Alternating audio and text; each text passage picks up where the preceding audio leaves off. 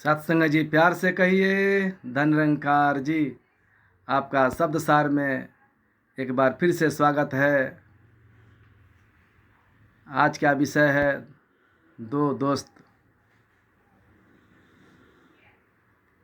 तो भाई और बहनों, दो दोस्त थे। एक सत्संग में जाता था, एक इधर उधर घूमता था। दोनों में बहुत दोस्ती थी।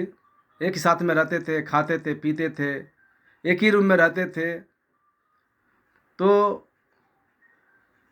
जब वो दोस्त घूम के आता था इधर उधर घूम करके, तो पूछता था, क्या दोस्त तू सत्संग में गया था? बोला, हाँ दोस्त, मैं सत्संग में गया था। तो तुम्हें सत्संग में क्या मिलता है? देख, मैं आज 500 रुपया पा गया।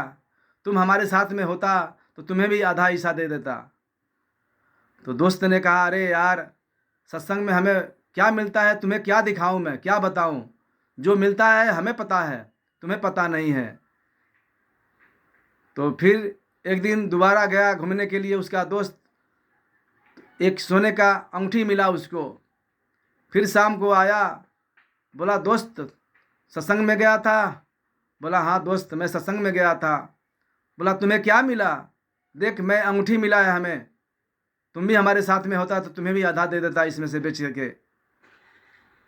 तो बोला, अरे यार दोस्त, तुम्हें मैं क्या बताऊं, हमें क्या सत्संग में मिलता है, वो बताने योग्य नहीं है। तुम गुड़ खाओगे, तुम्हें मीठा लगेगा। उस मीठे का रहस्य पूछूं कैसा लगता है मीठा, तुम नहीं बता पाओगे। तुम भी यही कहोगे कि लो मीठा खा लो, गुड़ खा लो, उसका स्वाद कैसा लगता है तुम्हें पता हो जाएगा। वैसे ही सत्संग का आनंद तुम्हें क्या पता है, सत्संग का आनंद हमें पता है, इसीलिए मैं जाता हूँ। तो एक दिन की बात है, जब उस महात्मा सत्संग में जा रहे थे तो रास्ते में एक्सीडेंट हो गया। एक्सीडेंट में एक अंगुली कट गई। बहुत निराश हो गए, उदास हो गए। सोचने लगे मन में कि मैं सत्संग में जाता हूँ और हमें कुछ नहीं मिलता है, और एक मेरा दोस्त है वो सत्संग में नहीं जाता है, इधर उधर जाता है, घूमते रहता है फालतू, और उसको कभी पैसा मिलता है, कभी सोना मिलता है, कभी कुछ मिल जाता है, कभी कुछ मिल जाता है। और देखो, आज मैं सत्संग में जाता था, अभी सत्संग में पहुंचा ही नहीं, तब तक मेरा एक्सीडेंट हो गया, मेरी उंगली कट गई। ऐसा क्यों? सदगुरु ने हमारे साथ ऐसा क्यों कर रहे हैं? चलो आज मैं पूछूंगा सदगुरु से कि हमारे साथ अन्याय कैसा हो रहा है। मैं सत्संग में आता हूँ और मेरे को कुछ नहीं मिलता है। मैं एक्सीडेंट हो गया, आज मरने से बच गया मैं, मेरा उंगली कट गई। चलो मैं आज पूछता हूँ। गए सत्संग में, सदगुरु विराजमान थे स्टेज पर, चरणों में गिरे, बहुत उदास चेहरा था। गुरुदेव मुस्कुराते हुए बोले, क्या बात है, बहुत निराश लग रहे हो, बहुत उदास लग रहे हो। बोले, गुरुजी, आज मैं इसे आज एक से बात पूछता हूँ आपसे। गुरुजी बोले, बताओ क्या बात है? बोले, गुरुजी, मैं आज सत्संग में आ रहा था, रास्ते में मेरा एक्सीडेंट हो गया, देखिए मेरा ये उंगली कट गई है।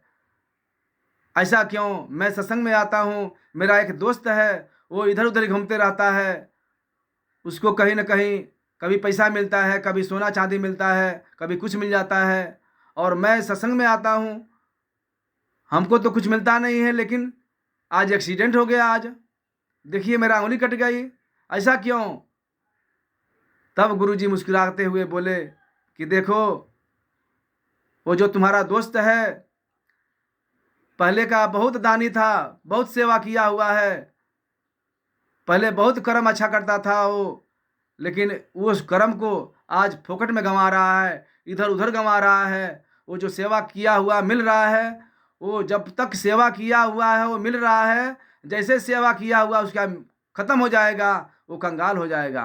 क्योंकि सेवा किया हुआ पूंजी जो जमा है उसका, वो खा रहा है, उसको मिल रहा है। जैसे वो पूंजी खत्म हुआ, सेवा वाला पूंजी, फिर वो दरिद्र हो जाएगा, वो गरीब हो जाएगा। और तुम तो पहले का बहुत दरिद्र हो। तुम तो कभी सेवा किए नहीं हो सदगुरु के दर पे। आज सत्संग मिला हुआ है, सत्संग कर रहे हो। आज तो तुम्हारा मृत्यु था, आज उस गाड़ी से एक्सीडेंट हुआ है, आज तुम मरने वाले थे। लेकिन सत्संग का ही देन है कि सत्संग में आ रहे थे इसीलिए तुम बच गए। अगर इधर उधर जाते घूमने के लिए तुम्हारा मृत्यु आज निश्चित था। इसीलिए सत्संग की कृपा है कि तुमने आज बच गया। और जाओ, आज के बाद तुम्हारा दरिद्रता खत्म हो गया। जो तुम सेवा किया है गुरु की दर पे, आज तुम मालो माल हो जाओगे आज से। वो शिष्य हंसते हुए घर पे आया और दूसरे दिन से उसके जीवन में आनंद ही आनंद मिलने लगा, खुशियाँ ही खुशियाँ, बरकत ही बरकत होने लगा। वो भगत मालो माल हो गया गुरु के दर पर। औरों को भी संदेश देने लगा, मेरा गुरु सच्चा है, मेरा गुरु पक्का है, मेरा गुरु दाता है, सबको देता है। यही संदेश जन जन तक को पहुँचाने लगा, क्योंकि पक्का गुरु मिल गया, पक्का विश्वास हो गया उसको। तो आइए हम भी इस रहस्य से, इस बातों से अपने जीवन में कभी निराश ना हो, उदास ना हो।